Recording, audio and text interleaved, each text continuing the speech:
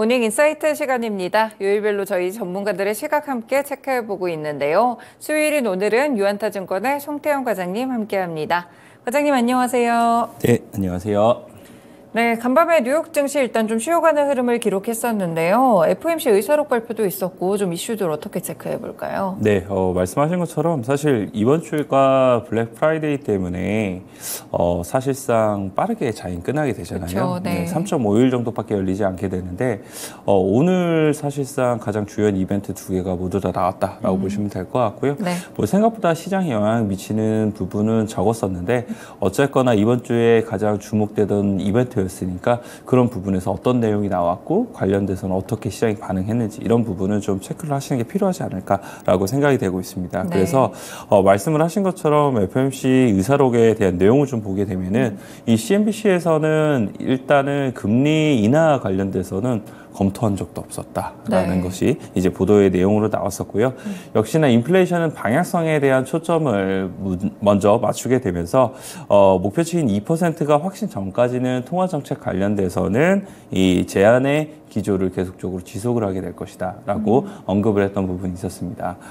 또한 이제 이 계속적으로 이야기를 했었던 이 데이터 디펜던시 관련돼서도 역시나 앞으로도 통화정책 설정에 있어서는 그런 부분을 따르게 될 것이다 라고 강조를 했었던 부분이 있었었고요.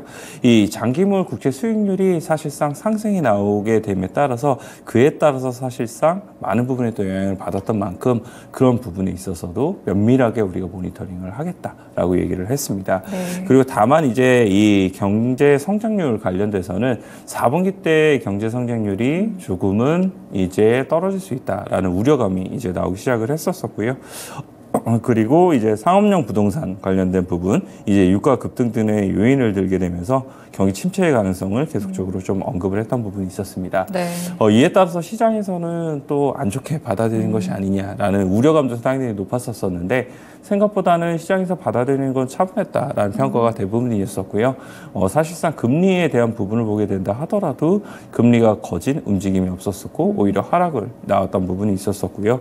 그리고 이제 이 CME 패드워치에 대한 이 금리 동결 확률을 보게 되면은 그 이전보다는 조금 떨어지긴 했습니다. 네네. 12월 달에 99%까지 올라갔었던 부분이 있었었는데 이것이 95% 정도까지 낮아지기는 했습니다만 뭐 그럼에도 불구하고 압도적으로 동결의 확률이 높다는 점 이런 부분을 생각을 해봤을 때 시장에서는 예상했던 만치의 의사록이 나오게 됐었고 별다른 내용은 없었구나라고 시장은 생각을 하고 있는 것 같고요. 네. 아직까지 시장은 여전히 내년도 5월부터는 금리 인하가 단행이 될 거야라고 시장은 생각을 하게 되면서 전반적으로 다음 이제 이 이벤트를 기다리게 되는 이런 부분이 있지 않았나 이렇게 생각이 되고 있습니다. 네, 시장이 최근에 좀 낙관론이 퍼져 있었는데 아무래도 계속 좀 유지가 되는 것 같아요. 이 연준의 FOMC 의사록 내용이 그렇게 긍정적이지만은 않았던 것 같은데도 불구하고 시장이 큰 폭으로 하락하지는 않았던 것 같습니다.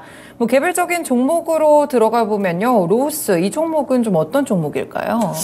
사실 이 소매 관련된 이 지표다라고 네. 보시면 될 것 같은데 장 초반에 소매 관련된 이제 종목들이 실적을 발표를 하게 되고 가이던스 관련돼서 좋지 못하게 이제 발표를 하게 되면서 네. 썩 좋지 못한 흐름이 나오기 시작을 했다라고 보시면 될 것 같고요.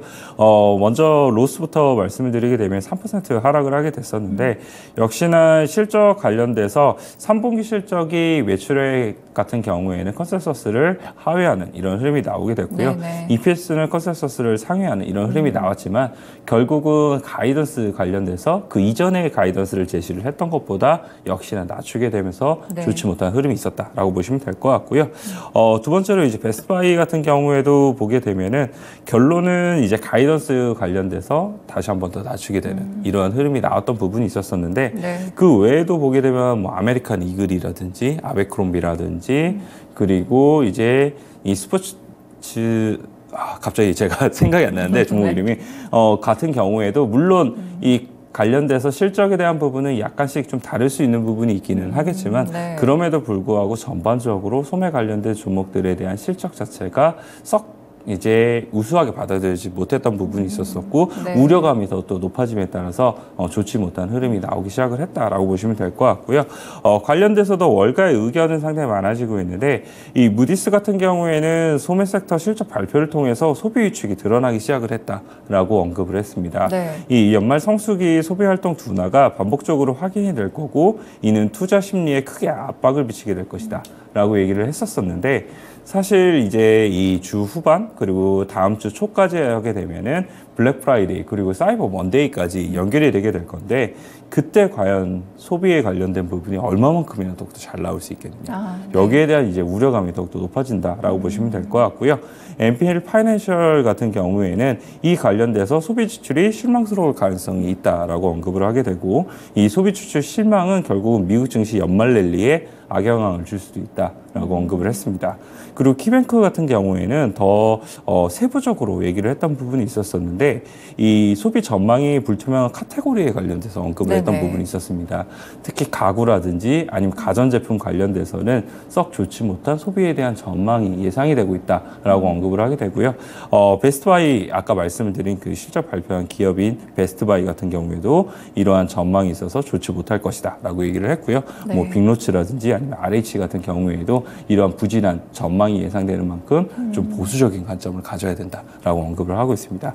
그래서 지금의 분위기가 상당히 좀 좋은 부분이 있게 될 텐데 만약 네. 소비에 대한 부분이 일정 부분 이 통계적으로 좀 줄어들게 되면은 그런 부분은 결국은 경기 침체로에 대한 연결고리로 이제 생각을 해볼 수 있을 테니까 그렇죠. 우리가 네. 생각을 꼭 한번 이 체크해 봐야 될 부분이다라고 말씀을 드릴 수 있을 것 같고요. 어쨌거나 관련돼서는 이 주 후반까지는 사실상 지수에 대한 방향성은 크게 변화가 나오지는 않을 걸로 예상이 되고 있는데 네. 그 이후에 통계가 나오면서 분위기는 한번 전환될 수도 있다라고 생각을 해보시면 될 것 같습니다. 네, 소매업체들의 실적 발표와 더불어서 저희 함께 소비에 대한 지표들의 전망까지 함께 들어봤습니다. 네, 그리고 테슬라는 오늘 뭐 시장이 별로 좋지 않았는데도 2% 정도 올랐더라고요. 네, 테슬라가 올라간 이유는 한 두 가지 정도가 있는 것 같아요. 첫 번째는 이제 중국에서 테슬라 관련돼서 차량을 구입을 하게 되고 구입하게 되면 보험을 이제 등록을 하게 될 거잖아요. 네. 그 보험 등록 건수가 많은 부분 늘어났다. 라는 게 그렇군요. 이제 네. 첫 번째였었고요. 두 번째 같은 경우에는 이 블룸버그에서 나왔던 뉴스에 대한 내용인데 이 인도와 이제 일론 머스크가 내년에 테슬라 차량을 이제 자국에 수입을 하게 되고 2년 안에 공장을 설립하는 거래가 임박을 하게 됐다라고 네. 이야기를 했습니다. 뭐 이 규모가 20억 달러 정도가 될 것이다라고 얘기를 하게 되면서 테슬라 관련돼서 주가에 대한 부분이 더욱더 좋아질 수 있다라고 언급이 나왔던 부분이 있었었고요.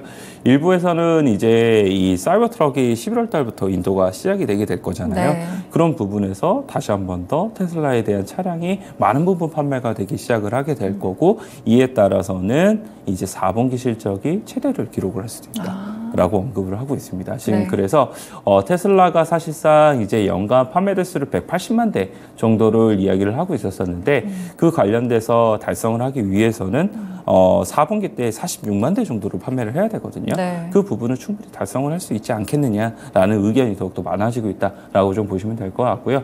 관련돼서 이제 테슬라에 대한 차량에 대한 판매 혹은 이제 테슬라 관련돼서 긍정적인 신호가 나오게 되면 국내에 있어서도 이제 관련된 종목들에 대한 움직임이 더욱더 좋아질 수가 있게 될 텐데 한쪽은 역시나 2차 전지 관련된 종목들에 대한 부분인 것 같아요.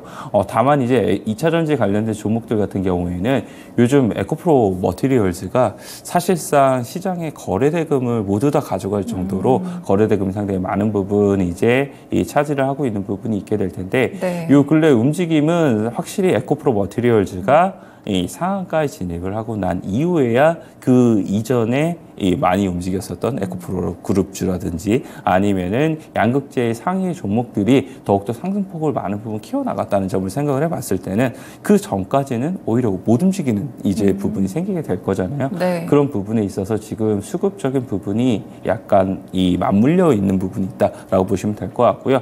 오늘 같은 경우에는 사실상 이 에코프로 머티리얼즈가 2연상에 들어가게 되고 충분히 차익에 대한 부분이 나올 수가 있게 될 텐데 네. 그 과정 속에서 얼마만큼이나 그 기존에 강했었던 2차 전지 양극재 관련된 기업 쪽으로에 대한 이 수급의 전환이 나오게 될 것인가. 이것이 첫 번째 투자 포인트가 될 수 있다라고 보시면 될 것 같고요. 네. 두 번째 같은 경우에는 지금 2차 전지 섹터 내에서 또 한 가지 움직이는 파트는 바닥에서부터에 대한 반등이 나오고 있는 종목들입니다. 뭐 예를 들어서는 SKC라든지 네. 아니면은 후성이 될 수도 있고요. 롯데 에너지 머티리얼즈 혹은 이제 실적 발표에서 좋은 내용을 발표한 제이오라든지 이런 기업들 같은 경우에는 지금까지 사실상 계속적으로 주가 상승이 2차 전지 섹터에서 나왔음에도 불구하고 주가는 그렇게 크게 좋지 못했던 이 종목들이었었거든요. 네. 그런 종목들이 앞으로는 좀 좋아질 수 있다. 그 혹은 이제 PBR로 있어서 상당히 저평가를 받고 있다라는 이제 평가를 받게 되면서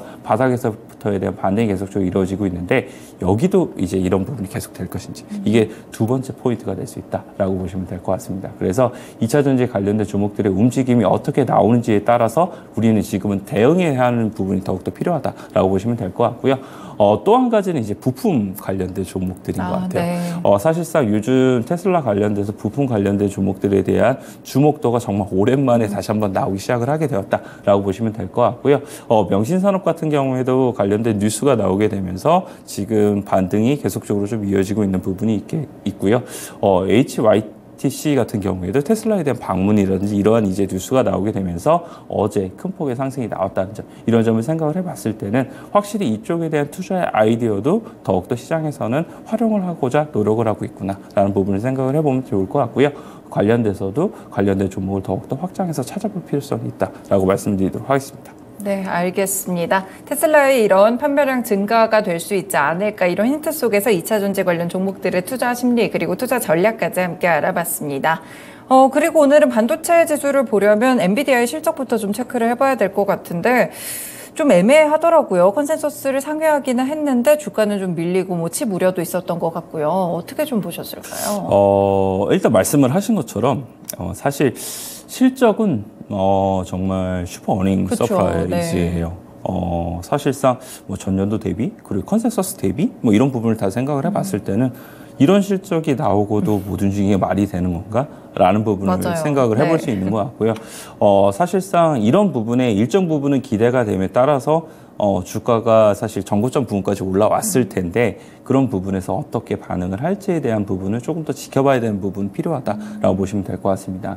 시간의 시장에서 사실상 좋지 못했던 이 원인을 보게 되면은 중국 관련돼서 매출이 줄어들 수 있다. 이 부분 때문이었었는데 네. 그 전까지는 사실상 엔비디아가 이제 미국에 대한 제재 때문에 중국에 대한 부분이 줄어들 수 있다는 거에 대해서 자신 있게 좀 표명을 했던 부분이 많았었는데 네. 이번 주주 서한에서는 중국향 매출이 감소가 될 수 있다. 하지만 이제 다른 부분에서 이런 부분을 충분히 이제 어느 정도 비트를 할 수 있다라고 언급을 하게 되면서 네. 이런 부분이 약간의 이제 우려감 뭐 이런 부분으로 이어진 것이 아닌가라고 생각을 해볼 수 있는 것 같고요. 하지만 그럼에도 불구하고 AI 즉 데이터 센터 부분에 대한 성장률이라든지 컨센서스를 제시한 부분을 보게 되면은 아직도 성장에 대한 부분에 있어서는 이 두말할 의심할 여지가 없는 부분이 있게 될 거거든요. 그래서 오늘 국내에 있어서도 이제 반도체 관련된 기업들, 뭐 HBM 관련된 기업들, 그 외에도 이제 AI라는 여타의 종목들이 상당히 많게 될 텐데 그러한 종목군들이 만약 오늘 이 이슈로 인해서 세론이 발생을 하게 되었을 때에는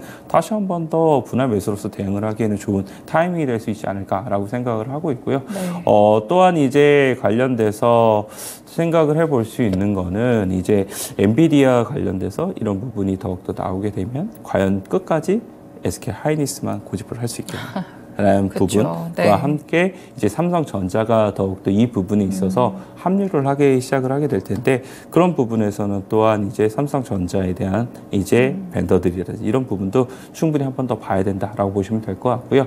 어제 같은 경우에는 AI 관련돼서 핵심 공정 혹은 핵심 장비 관련된 ETF가 2개 정도 상장이 됐거든요. 네. 관련돼서 일단은 편입 비중이 가장 높은 게 한미반도체였어요. 양 모두에서 네네. 한 20% 넘게 한미반도체가 이제 들어 들어가게 되고 그 외의 종목들 같은 경우에 비중은 양 ETF가 조금씩 달랐습니다. 그럼에도 불구하고 공통적으로 들어가는 종목들이 여러 개 있었다는 점, 이런 점을 생각을 해봤을 때는 네. 그런 종목군들은 결국은 반도체 섹터가 다시 한 번 더 움직일 때는 수급적인 부분에 있어서 우위가 나올 가능성이 상당히 있다라고 보시면 될 것 같고요.